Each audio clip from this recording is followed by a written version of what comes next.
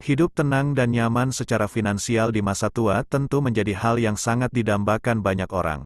Namun apakah Anda yakin Anda bisa mewujudkan hal tersebut? Semua hal itu tentu bisa terwujud dengan ketersediaan dana pensiun.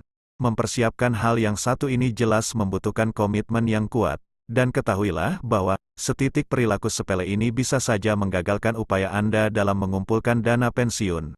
Hal itu juga bisa memaksa Anda bekerja di usia lanjut. Berikut adalah deretan perilaku sepele yang berpotensi menggagalkan cita-cita Anda memiliki dana pensiun. 1. Tidak tahu berapa dana pensiun yang ideal bagi diri Anda. Sehandal apapun Anda dalam menghasilkan keuntungan saat investasi, Anda tidak akan berhasil jika tidak mengetahui berapa besar dana pensiun yang Anda butuhkan nanti.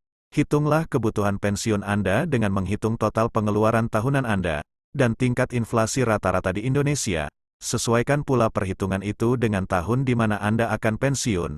Alhasil Anda bisa mendapatkan gambaran, berapa besar dana yang harus Anda kumpulkan dan berapa lama proses investasinya. Setelah Anda mengetahuinya, Anda bisa memulai proses investasi secepatnya. 2. Menunda-nunda investasi. Usia Anda mungkin masih kepala 2 dan usia pensiun Anda di kepala 5. Hal inilah yang membuat seseorang memiliki kecenderungan untuk menunda mengumpulkan dana pensiun. Patut sekali diketahui bahwa setahun saja menunda bisa semakin membuat proses investasi Anda semakin berat ke depannya, karena sisa waktu Anda untuk mengumpulkan dana pensiun akan berkurang. Alhasil uang yang harus Anda sisihkan setiap bulannya jadi semakin besar.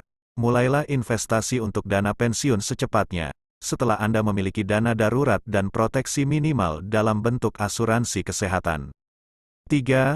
Jajan dan main yang tidak terkontrol. Sederhana saja, ketika Anda tidak membatasi pengeluaran maksimal untuk hal yang bersifat keinginan atau gaya hidup, maka pengeluaran untuk hal yang satu ini akan menjadi pengeluaran tidak tetap. Cukup berbahaya apabila kita membiarkan hal ini. Karena besar kemungkinan pengeluaran gaya hidup kita akan mengalami kenaikan saat penghasilan kita naik.